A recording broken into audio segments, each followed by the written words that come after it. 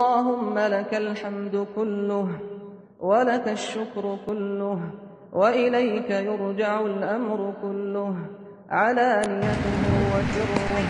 سبحان ذي الملك والملكوت، سبحان الذي لا يموت، سبحان الذي يحيي الخلائق ولا يموت، سبحان الذي خضعت لعظمته الرقاب، سبحان الذي ذلت لجبروته الصعاب، سبحان رب الأرباب، سبحان مسبب الأسباب، سبحان الذي في السماء عرشه وفي الأرض سلطانه، سبحان الذي لا تراه في الدنيا العيون ولا تخالطه الظنون ويعجز عن وصفه الواصفون ولا تغيره الحوادث ولا يخشى الدوائر.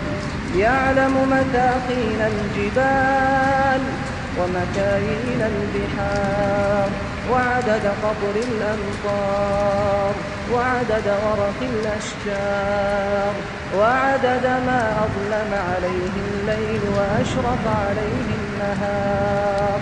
يا ملجأ القاصدين، يا حبيب المحبين، يا أنيس المنقطعين، يا جليس الذاكرين، يا من هو عند قلوب المنكسرين، يا مجيب دعوة المضطرين، يا رحمن الدنيا والآخرة ورحمهما، يا من يملك حوائج السائلين ويعلم ضمائر الصامتين، يا من ليس معه رب يدعى ولا ملك على السؤال يرجى ولا شافع يغشى.